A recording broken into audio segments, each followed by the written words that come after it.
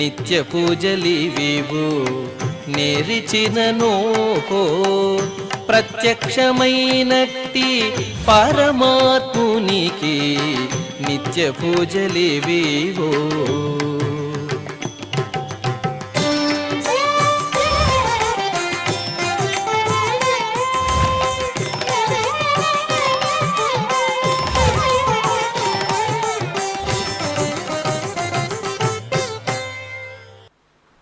ఓం నమో వెంకటేశాయ.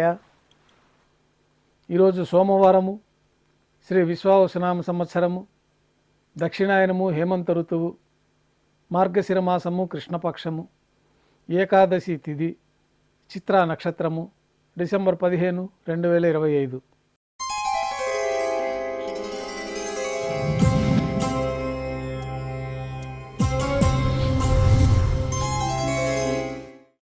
మాధ్యాహ్నిక ఆరాధనలో భాగంగా బంగారు పంచపాత్రలో శుద్ధ తోయాన్ని నింపుకొని స్వామివార్లకు ఉపచారాలు సమర్పించి తులసి దళములతో అష్టోత్తర శతనామాలతో అర్చన నిర్వహించి మాధ్యాహ్నిక నైవేద్యంలో భాగంగా అన్నప్రసాదాలు స్వామివారికి నైవేద్యంగా సమర్పించిన తర్వాత భక్తులని సర్వదర్శనానికి అనుమతిస్తారు.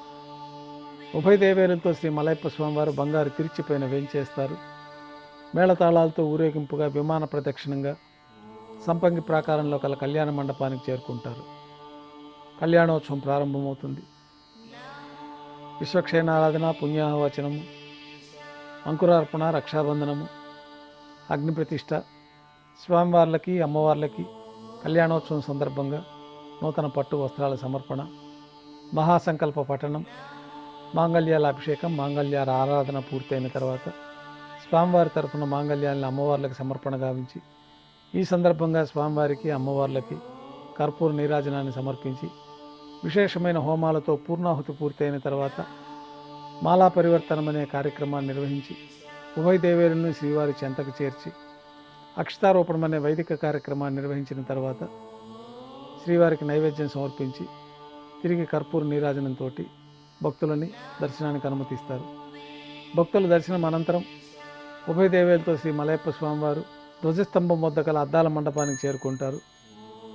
అక్కడ వేదపారాయణ నడుమ ఊంజల్ సేవ నిర్వహించుకొని ఉభయ దేవేలతో శ్రీ మలయప్ప స్వామివారు మేళతాళాలతో ఊరేగింపుగా ఆలయం వెలుపల కల వైభవోత్సవ మండపానికి చేరుకుంటారు. ఆర్జిత బ్రహ్మోత్సవంలో భాగంగా స్వర్ణ గరుడ వాహనం పైన శ్రీ మలయప్ప స్వామివారు వేంచేస్తారు. కర్పూర నీరాజన సమర్పణతోటి స్వర్ణ గరుడ వాహన సేవ పూర్తి అవుతుంది. హనుమంత వాహనం పైన శ్రీ మలయప్ప స్వామివారు వేంచేస్తారు. కర్పూర నీరాజన సమర్పణతోటి హనుమంత వాహన సేవ పూర్తి అవుతుంది. పెద్ద శేష వాహనం పైన శ్రీ మలయప్ప స్వామివారు వేంచేస్తారు. కర్పూర నీరాజన సమర్పణతోటి పెద్ద శేష వాహన సేవ పూర్తి అవుతుంది. బంగారు తిరిచిపోయిన శ్రీ మలయప్ప స్వామివారు వేంచేసిన తర్వాత ఉభయ దేవేరులతో శ్రీ మలయప్ప స్వామివారికి కర్పూర నీరాజన సమర్పణతోటి ఆర్జిత బ్రహ్మోత్సవం పూర్తి అవుతుంది.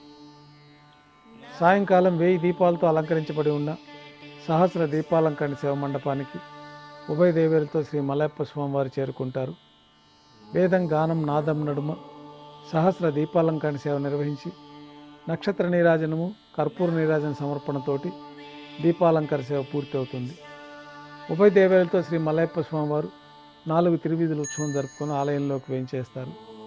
ఆలయంలో ఆస్థానం పూర్తయిన తర్వాత గర్భాలయంలో వేంచేస్తారు. వెంటనే రాత్రి తోమాల సేవ ప్రారంభమవుతుంది. ఉదయం సమర్పించిన పుష్పమాలికలన్నీ సళ్లింపు చేసుకొని గర్భాలయాన్ని శుద్ధి చేసుకొని బంగారు పంచపాత్రలో శుద్ధ తోయాన్ని నింపుకొని శ్రీ వైకానస భగవత్శాస్త్రోక్తమైన మంత్రాలతోటి శ్రీవారికి ఉత్సవమూర్తులకి ఉపచారాలు సమర్పించి కొత్త పుష్పమాలికలతోటి మూలమూర్తికి ఉత్సవమూర్తులకి అలంకరణ జరిపి చతుర్వేద మంత్రాలతో మంత్రపుష్పాన్ని సమర్పించి నక్షత్ర నీరాజనము, కర్పూర నీరాజనంతో రాత్రి తోమాల సేవ పూర్తి అవుతుంది. తులసి దళములతో అష్టోత్తర శతనామార్చన నిర్వహించిన తర్వాత రాత్రి నైవేద్యంలో భాగంగా అన్నప్రసాదాలు, దోశ శ్రీవారికి నైవేద్యంగా సమర్పించి తిరువీసన నైవేద్యం పూర్తయిన తర్వాత భక్తులని సర్వదర్శనానికి అనుమతిస్తారు. కొద్ది విరామం తర్వాత ఏకాంత సేవలో భాగంగా రాత్రి సమర్పించిన పుష్పమాలికలన్నీ సళ్లింపు చేసుకొని గర్భాలయాన్ని శుద్ధి చేసి బంగారు పంచపాత్రలో బ్రహ్మ తిరువారాధన కోసం ఈ శుద్ధ తీర్థాన్ని సమర్పించి ఏకాంత సేవలో భాగంగా కౌతుకభైరమైన శ్రీ భోగ శ్రీనివాసమూర్తి వారిని బంగారు పాన్పు పైన వేంచేపు చేసి ఈ సందర్భంగా స్వామివారికి దారోష్ణమైన గోక్షీరము, జీడిపప్పు, ద్రాక్ష, కలకండ కలిపిన మిశ్రమాన్ని నైవేద్యంగా సమర్పించి కర్పూర నీరాజనంతో ఏకాంత సేవ పూర్తి అవుతుంది. ఓం నమో వెంకటేశాయ.